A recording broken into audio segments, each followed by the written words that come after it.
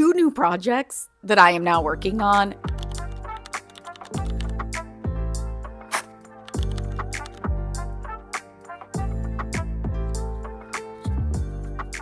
Who would have known the YouTube AuthorTube community was so amazing? I mean, I could have guessed, but people say the internet is kind of a scary, weird place, trolls, keyboard warriors, all of that. But I am so thankful for the comments that I've gotten. People said that they could relate on the last video that I posted because your girl posted a video of her crying on the internet. Like, life's purpose is not a small story. It's not a small thing to be thinking about and going through. And now that I'm on the other end of this, you guys, I feel so good. I see so much opportunity. And this has made actually a lot of changes. Like, I kind of spoke to how I feel like my authorship, my author life, my author career could be changing, some things that were on my mind. And let me tell you, I just feel like the bricks are falling into place. And I'm really, really, really excited to share all of the changes and the two new projects that I am now working on with you. If you are new here, hi, I am Kayla. I started this AuthorTube writing my memoir turned young adult dystopian fantasy that then turned into a young adult dystopian fantasy based on my experience in growing up in poverty. And now everything has changed. But I'm really, really excited about it. And it feels really, really good. And it feels really, really aligned. And I think I'm going to do an end of year, like December, what I'm celebrating, what I've learned. And so we'll focus all on that after this. But I want to tell you about what has changed since I've leaned into my purpose.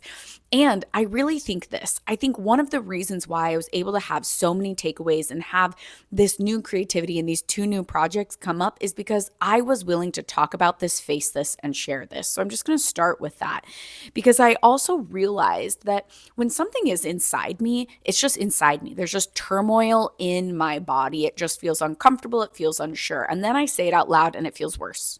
At least in the beginning it did. And you could go back and watch that other video where I describe how that literally physically felt. But then once I start sharing it more, I feel better and better. The murkiness starts to clear up. Like somebody's taking a filter and cleaning through the murkiness or adding new. Sometimes somebody will say something, will add new clean water, which will clear it up and clear it up and clear it up even more. And I feel so much more clear about my purpose. Where I left off last time, I was like, I just want to be a writer full time. And I realized that's actually not what I want. I actually don't want to be a writer full time. But what I do want is to be in my purpose full time. And I do believe writing books for kids is part of my purpose. So am I going to write 100% of the time and that be the only thing that I do? No, I'm not. I don't think that's a goal that I actually have. There's so many other things that I want to do. And there is a really, really, really big goal that I am finally committing to this year. But I'm not telling you about it yet. But I'm committing to it. And I'm actually going to sit down and make a plan and write what this will look like. It's like a 10-year fat ass, big, beautiful, wonderful goal. So we'll share about it at a different time. But we're here to talk about my two new book projects. So once I got into this purpose and I started telling people about this revelation that I had and talking about how much I love teaching and all of these things, the people who didn't know me back when I taught were like, what grade level did you teach? And I was like, I taught first, second, and third. Mostly second was what I loved the most. And then I always made the joke because I'm not tall enough. And y'all, I don't stand up a lot, but I'm only 5'1.5". I'm like, I'm not tall enough to teach anything above third grade because by then a lot of the students were as tall as me or taller than me. Once when I taught third grade, I had this boy at a year where I had two Joshuas in my class. And Joshua C would get stuff off shelves for me. Yeah. It was great. So that's why I was like, I will never teach about this. But anyways, so I was talking about how I started my new Substack called Raising Kids Who Can, which I think I'm going to change it to just be Kids Who Can, where I'm writing about things that you can do with kids that teach them actual real world skills, where I know we all complained when we left school that we couldn't use anything for the real world. And when I was a teacher, that was literally my goal. Yes, I had the job of academics, but my job was to make people, make kids grow up to be humans that were critical consumers of the world and could be productive members of society in a way that fed them and fed the world and made the world a better place. And I'm not talking about like going on the corporate grind. I mean like compassionate humans, people who could critically think, people who are going to hold doors for somebody because they can see that somebody's hands are full, or people who are going to be able to balance their checkbooks and not go into debt, things like that. Not like, but real compassionate, knowledgeable, nuanced humans is what I worked on. So I started working on that Substack already. And I was talking about the Substack and they were like, well, what grade levels will the Substack be? And I've started to, one of the things that I want to do with the Substack that I'm doing is I'm actually covering every single activity that I write. I am also writing like the Common Core standards that it covers so that parents can look at this, or even if you're homeschooling, you can look at this and see what might be missing. So if like you go to your child's conference and your parents are like, oh, they're having a hard time with adding 1 through 10, you're going to be able to find that on my Substack and be able to go and use that and use this real world activity that will not only help them enhance that skill, but also do it in a fun way that teaches real world skills. So I've started doing that with the Substack and it just fulfills my soul. And I was telling a friend about this when she was here visiting New York. And again, I'll go back to how I tried to start. Like, I just make every short story long or every long story long. I can never shorten it. But that's not why you're here. You're here for the full story. Anyway, so she asked me, what grade level are you doing then your Kids Who Can Substack? And I said, I just decided I'm going to focus just on K through 5 in terms of the standards. And then my brain went, bing. I'm trying to write a young adult dystopian fantasy, which is, in my mind, for ages like 12 through 18. And my niche age group that I know the best, relate to, have always worked with, and have a passion for is younger than that. And I was like, is this why it's been so hard to relate to and write? And I've spoken to that before on some of my other vlogs about how I'm like, I am having such a hard time writing like an angsty teen. And it's because I don't hang out with angsty teen. I don't hang out with teenagers.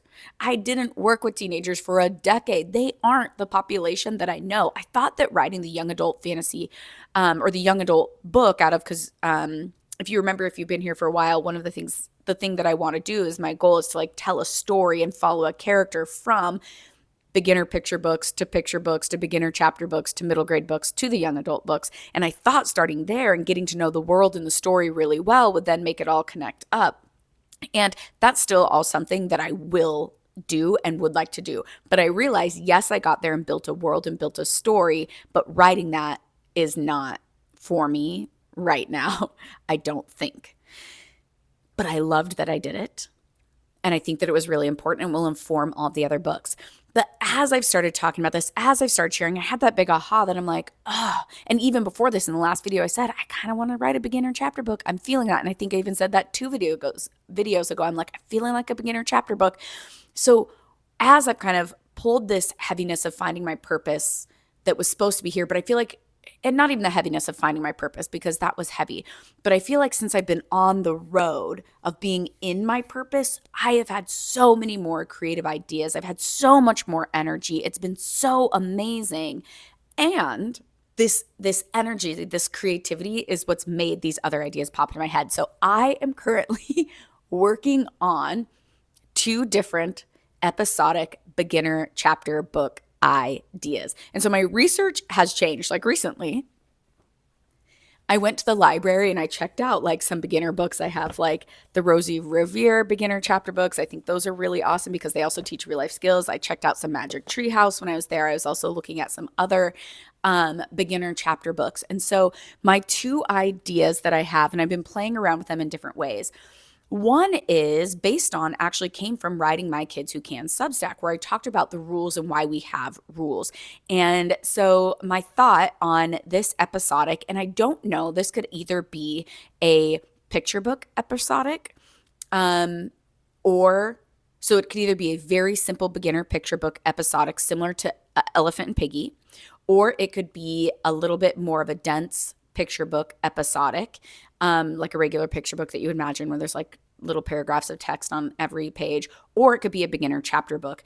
And the first one I'm calling Don't Climb the Slide. And so basically how this episodic would go, and I've already started writing the beginner chapter book. I wrote The Elephant and Piggy, just like kind of sketched out what it could be like this morning. And then I'm going to write out this middle one, and I'm going to try all three and see how it feels. I did not finish the beginner chapter book, but I started to see how it would feel. And I want to see where it lands for this. But Don't Climb the Slide is, I'm calling it Project Room 14. So what this is like kids in a classroom. They run into regular classroom type problems. They have to work to solve it using critical thinking skills, observation, problem solving, communication, different things like that. And then they're able to figure out how to do that thing. So that's like the simplest. As it goes through that would be like The Elephant and Piggy. If you're not familiar, you have to read Elephant and Piggy. They are so great for teaching kids reading, teaching kids writing. They have so much expression. It's so good. And probably teaching art as well, drawing. It's so great. There's a lot of motion and movement. Mo Willems is awesome. So then in the picture book or in the beginner chapter book, how I would want it to go is, or in the picture book, it would basically be room 14, and it would be what room 14 is known for is historically having the most Grumposaurus teacher ever.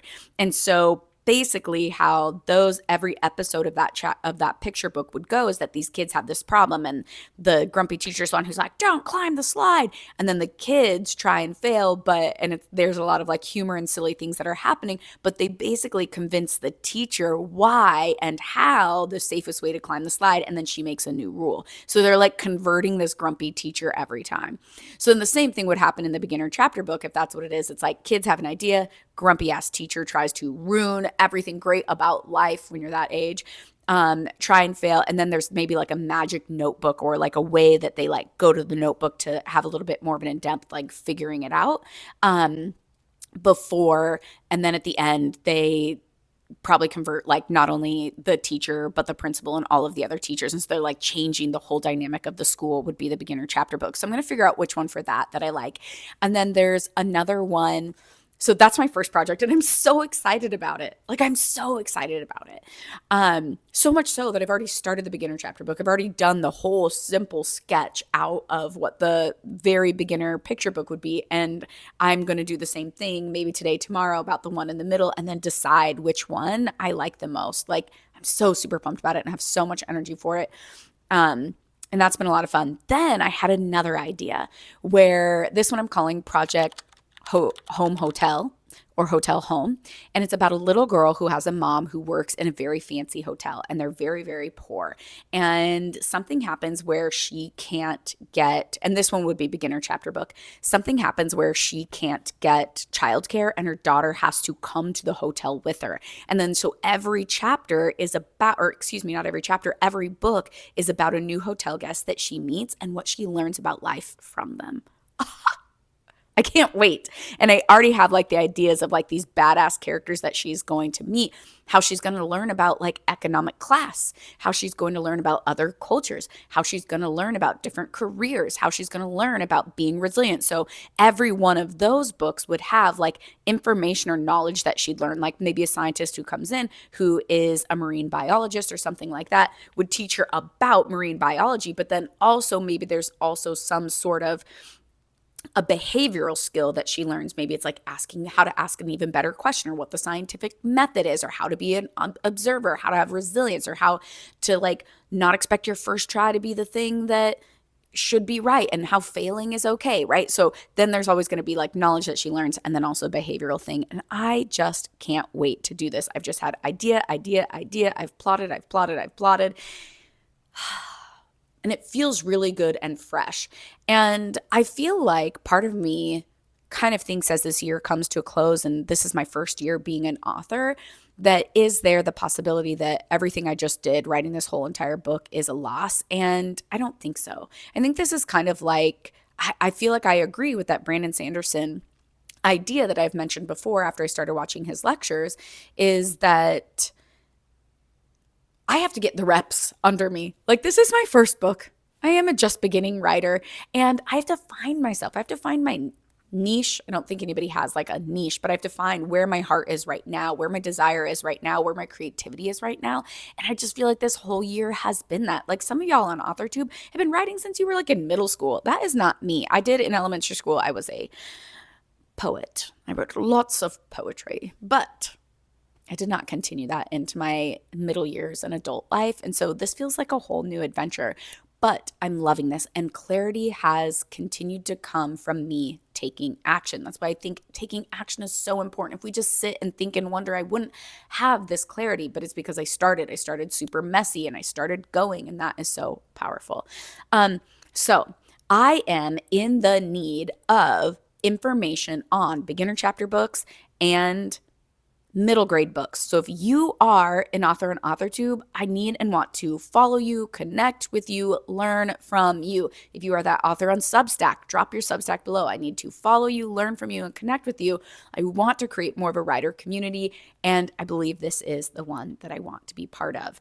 And I'm so thankful again for your guys's encouragement and relating to me and giving me just like compassion and care on my last video. And I'm so excited for the clarity that I have and these next projects as they come. And I can't wait to continue sharing them with you.